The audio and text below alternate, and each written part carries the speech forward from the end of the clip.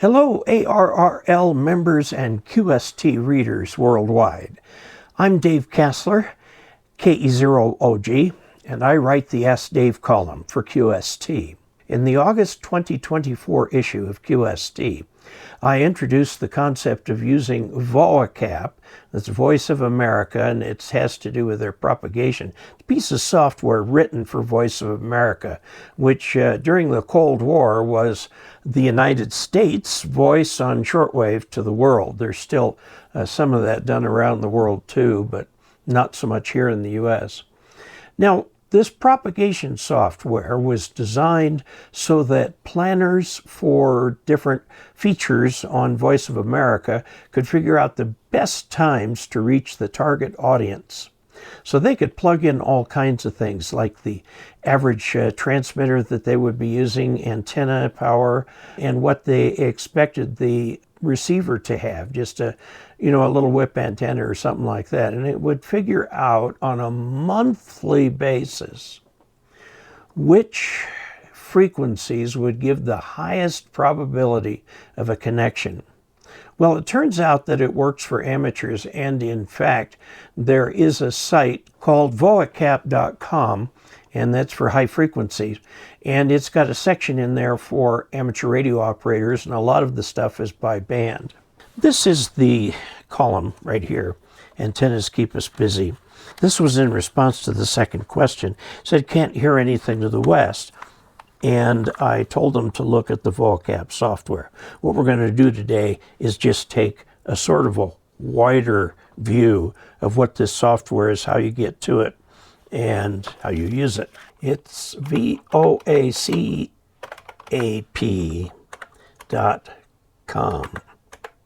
And we're just going to do that right now, go in from the top. Now, this particular program is put together by OH6BG. All right, somebody in Finland, he doesn't tell too much about himself. But what he allows you to do with this software, using the latest indices from solar behavior and stuff, is that he can prepare charts that will give you an idea of which frequency is best. Let's go to VOACAP for ham radio. And this is the main page that you get here, okay? Select a location. I put my grid square in there, DM68CG. Okay, that's my grid square. Now let's pick a location here. I like to pick VK land just for illustrations. Victor Kilo 4 Brisbane. Okay, so this is the far end of what we have for our line. Now down here, take a very careful look at all these different things that you can do. These are the green buttons down at the bottom of the screen. Now note also that there's a user's manual. I want to focus on that user's manual just a little bit. Okay, this is the VOACAP Online User's Manual. It's by Yari OH6BG.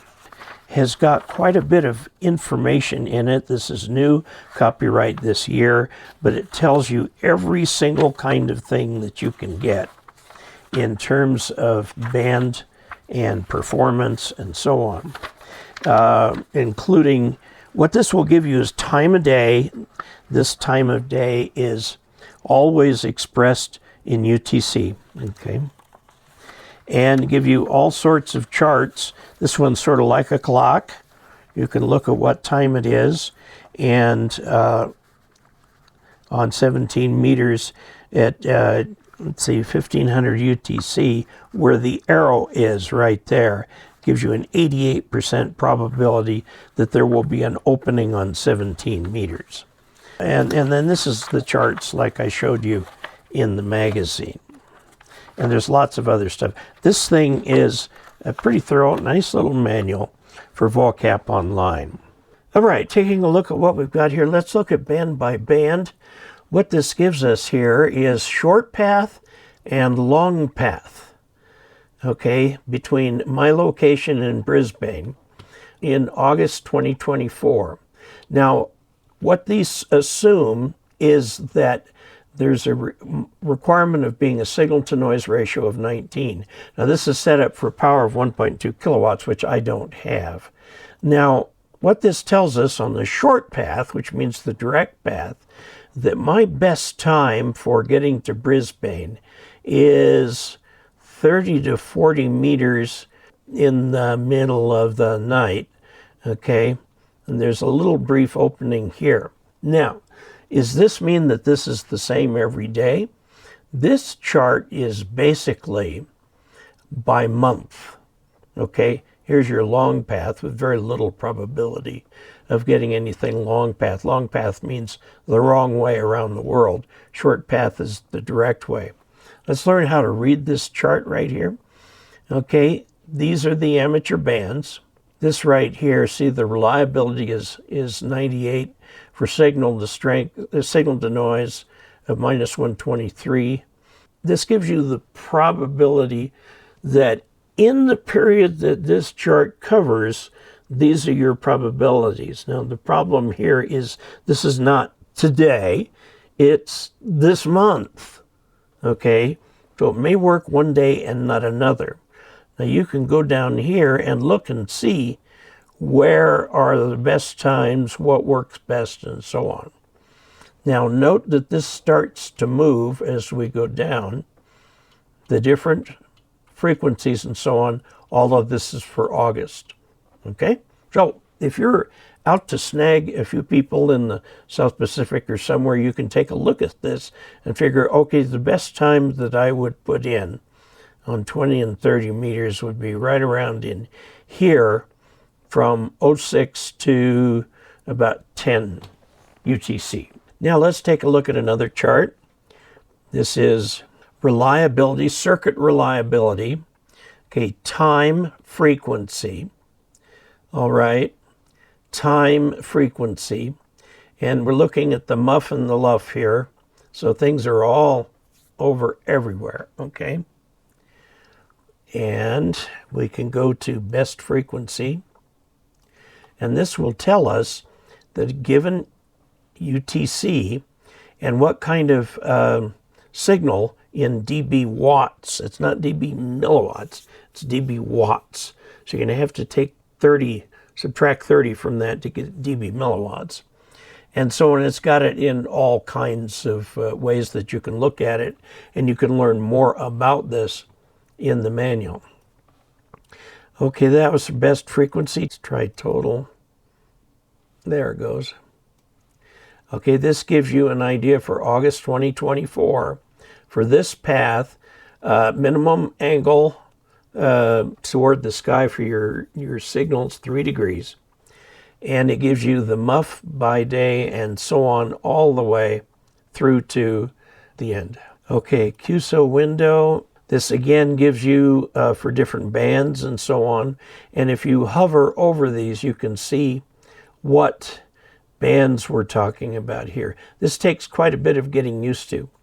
This right here is for short path, okay, August 2024. And it goes down and takes you through the different bands and all different kinds of conditions, okay? Antennas, takes a look at the kind of antenna that you're looking for. Best reliability by hour, and it's got all kinds of things here, like this is 1.2 kilowatts, 19 dB per hertz in the mode, so it might be CW. You're going to have to spend some time really learning what all of these things mean in order for you to use them. But it is all there. There's a planner for you. And you've got the point-to-point gray line. That's nice. And REL map. Okay. And I'll let you dig through the interpretations. This is a signal in dB watts, not dB milliwatts. You've got to convert these here, okay? DXCC gray line.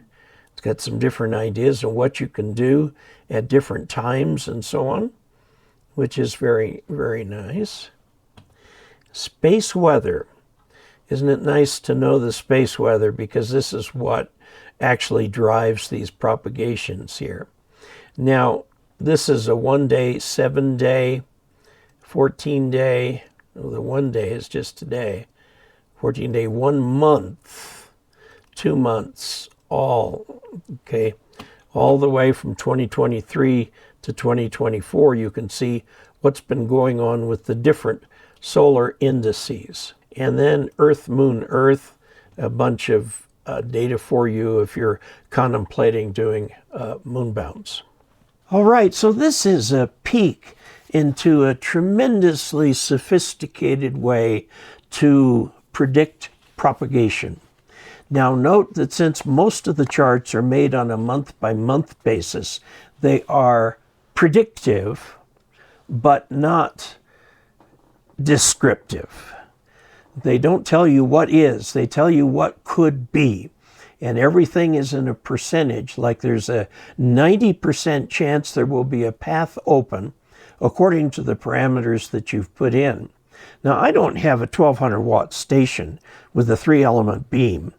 I have a 500 watt station with dipoles and a hex beam that's in need of repair. So what we have is you can put all these parameters in and then really start planning your time. If there's some stations that you want, you may be best getting up in the middle of the night, and you may have to do it night after night after night for a while until you can get that through. Again, these are predictive by the month only. There's a lot of stuff in there, and you can actually predict quite a ways out. They take the vague predictions that we have of the sunspot cycle and do the best that they can with them. So there's VOACAP. I'm trying to let you in on a tool that will seem overwhelming at first. But as you get to use it and learn it, and yes, read the manual, then you can have some very interesting conversations, even if your station doesn't have a lot of get up and go.